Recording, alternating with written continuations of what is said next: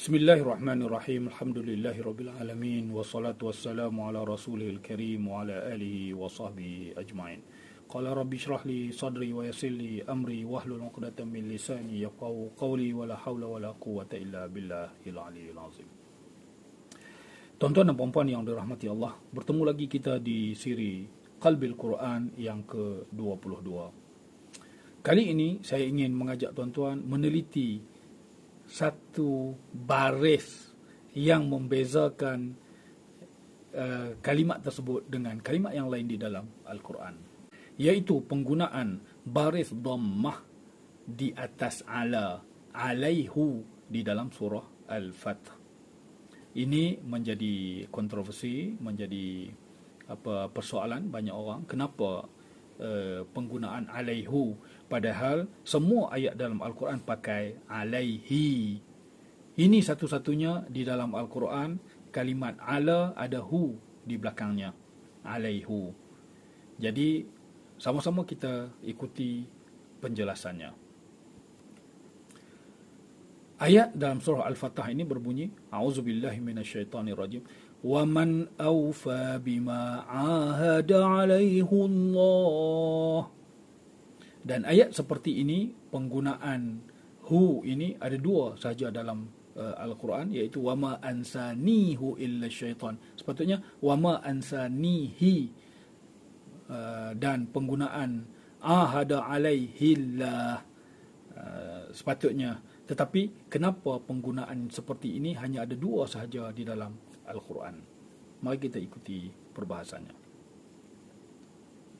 Satu di dalam Al-Fatah ayat 10, satu di dalam Kahfi ayat 63. Faktanya, riwayat Hafs an Asim, ni qiraah ini adalah riwayat Hafs an Asim sahaja yang baca begini di dalam qiraat as-sab'ah al-mutawatirah. 7 qiraat, hanya satu qiraat ini sahaja yang pakai alaihullah. Yang lain semua pakai alaihillah. Satu, ni fakta dia. Pertama dia kita tahu ialah qiraat mutawatirah. Quran mushaf yang ada di tangan kita itu adalah riwayat Hafsin an Asim.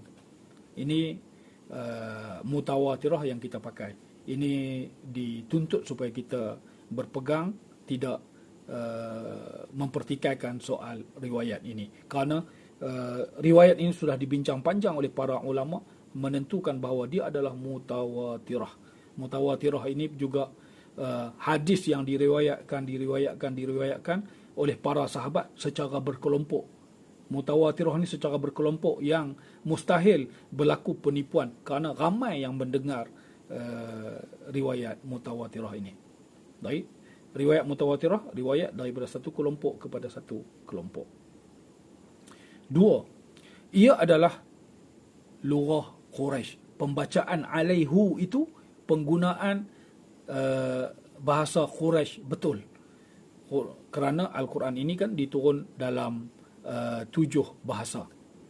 Jadi untuk membesarkan ruang lingkup lughah bahasa Arab ini, bahasa Arab Al-Quran ini, i'timad bahasa Al-Quran ini kepada 7 kabilah utama di Quraisy. Jadi yang Quraisy betul menggunakan kalimat alaihu. Seperti yang lain, minhu, anhu, lahu, fihu, ilaihu. Kalimat hu itu dia mabni. Masuk huruf jar, tidak mengubah apa-apa. Cuma diubah dibaca alaihi untuk meringankan bacaan sahaja.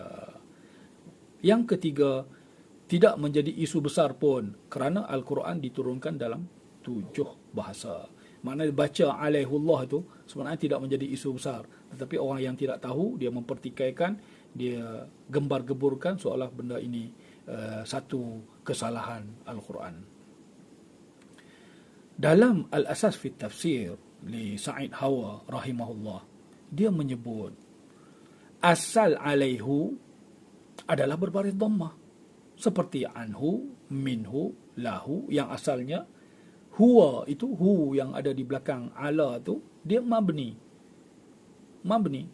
Jadi minhu, lahu, alaihu. dibaca kasrah untuk ringankan sebutan sahaja. Oleh kerana asal perjanjian mesti kuat berpegang, maka lafaz alaihu yang berat itu balik kepada asal. Alaihu ni lafaz dia berat. Bila untuk selari dengan tuntutan berpegang kepada janji itu satu perkara yang berat, alaihu dikembalikan kepada baris asalnya. Ini yang disebut oleh Sa'id Hawa dalam Al-Asas fi Tafsir. Mari kita lihat fakta yang lain lagi. Antara sebab lain, ayat ini membicara soal bai'ah perjanjian Hudaibiyah. Penggunaan dhammah itu membuatkan lafzul jalalah, kalimat Allah alaihullah, menjadi padu, berat dan sangat jelas. Mana dalam perjanjian, nas perjanjian itu sebut, ini perjanjian berpegang dengan tali Allah, kami berbaiat atas nama Allah. Jadi kerana kekuatan perjanjian itu, penggunaan alaihu itu menguatkan lafzul jalalah, lafaz Allah itu naik. Alaihullah, kalau baca alaihillah, dia ringan, dia perjanjian itu tidak nampak berat. Dua, lafaz padu berat tadi untuk membesarkan lafzul jalalah, supaya lafaz Allah tadi disebut jelas, untuk membayangkan perjanjian tadi atas nama Allah dan kami sanggup mati. Kerana perjanjian ini adalah perjanjian mati. Perjanjian Hudaibiyah, kalau kita baca sejarahnya, kita tahu bahawa perjanjian ini dibuat oleh Rasulullah dengan para sahabat bila mengetahui utusan mereka, Uthman bin Affan, diwar-warkan telah dibunuh oleh Quraisy. Lalu para sahabat marah, rasa panas, lalu mereka buat perjanjian, ya Rasulullah, apa nak jadi kita janji untuk mati fi sabilillah, untuk membela Uthman. Jadi Quraisy bila dengar, mereka buat perjanjian nak serang Mekah, jadi barulah Quraisy datang untuk membuat satu perjanjian lain. Ini bai'ah awal sebelum perjanjian Hudaibiyah. Ini bai'ah allazina yubayi'unaka tahta syajarah, inilah bai'ahnya. Mereka bai'ah di bawah pokok Ridwan itu, bai'ah sebelum perjanjian Hudaibiyah. Maknanya dia mereka bai'ah untuk perang dengan Quraisy dulu, bermati-matian mempertahankan Uthman. Lepas itu Quraisy baru mengisytiharkan, kami tak bunuh Uthman, mari kita buat satu perjanjian lain, iaitu perjanjian Hudaibiyah. Yang ketiga, lafzu dhammah tadi didatangkan untuk memberatkan perjanjian, sebutan tentang perjanjian tersebut. Jadi sebutan keras itu, sebutan tinggi itu, kerana lafaz dhammah ni lafaz berat, kita akan ikuti nanti. Sebutan begitu sangat menyokong tegasnya perjanjian yang dibuat ini. Nak menyatakan betapa tegasnya perjanjian yang dibuat. Jika dibaca alaihi, akan hilang padunya dalam sebutan lafzul jalalah, dan akan hilang juga padu ketika menyebut perjanjian tersebut. Perjanjian biasa ya. Dia tidak jadi perjanjian yang sangat berat, keras, bersemangat, bersungguh-sungguh. Bila sudah alaihu itu, dia membawa maksud bersungguh-sungguh, semangat, dan perjanjian ini perjanjian yang amat tegas. Kerana baris kasrah adalah baris yang paling ringan dalam bahasa Arab. Level beratnya baris di dalam bahasa Arab ni, dhammah di atas, fathah di tengah, kasrah ni paling ringan. Saya nak contoh sedikit pengalaman saya berada di tanah Arab ni. Ketika di Syria ni, mereka bila mengata kepada orang dengan lafaz himar tu baris kasrah, ringan ya. Tapi Arab Syria tak bunyi kalimat kasrah tu yahmar. Dia marah kat orang tu, yahmar. Kasrah pun tak bunyi, lebih ringan daripada baris biasa. Lebih ringan. Jadi orang Jordan dengar orang Syria bercakap macam tu, tak rasa apa. Tak rasa apa. Tak rasa macam kena maki.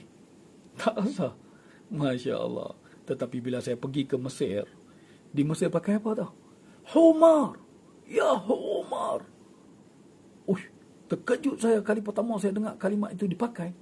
Ush, guna dhammah. Hak paling berat dia bagi cukup-cukup. Ini perbezaan penggunaan baris dalam bahasa Arab. Seterusnya, yang kelima, jika tidak guna bahasa Quraisy ini dengan bacaan alaihullah, ia akan dibaca alaihillah, maka sebutan lafzul jalalah menjadi lemah. Kerana pertama dia mansub dia Allah ha. Kalau alaihi pula, lepas tu hi yang datang di belakang dia didahulukan dengan kasrah pula.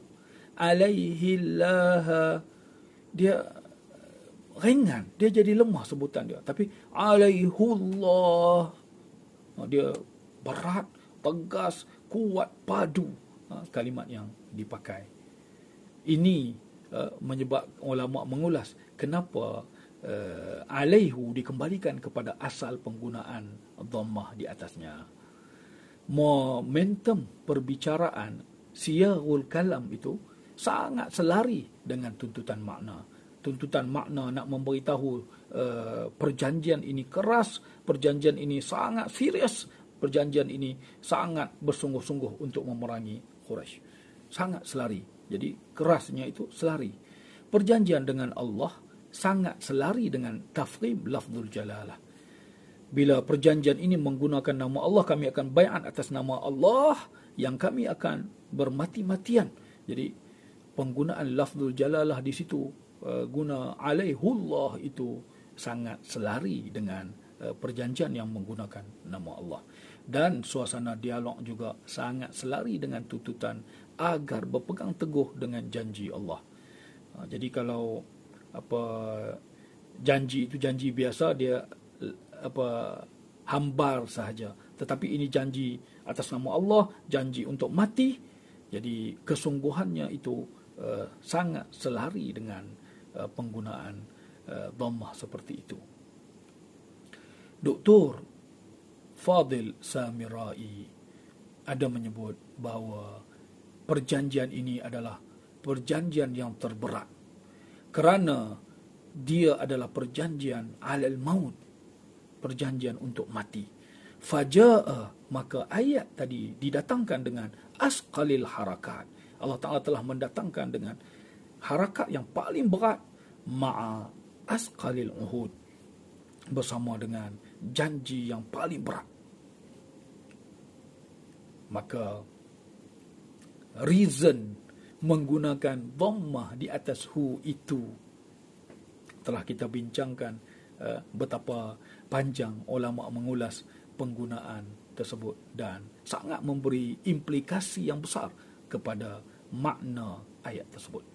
Inilah indahnya bahasa Arab, satu baris memberi implikasi besar dalam memberi makna kepada ayat tersebut. Semoga bermanfaat tuan-tuan dan puan-puan yang dirahmati Allah, sehingga bertemu lagi di siri yang lain. Aqulu qawli hadza wa astaghfirullahal azim li wa lakum. Wassalamualaikum warahmatullahi taala wabarakatuh. Kekalkan Al-Quran sebagai imam kita, semoga kembali di dalam petunjuknya. Kekalkan Al-Quran sebagai imam kita, semoga kembali di dalam petunjuknya. Kalamullah hidayah bagi kita, diberikan Jibril kepada Rasul kita. Kalamullah hidayah bagi kita, diberikan Jibril kepada Rasul kita.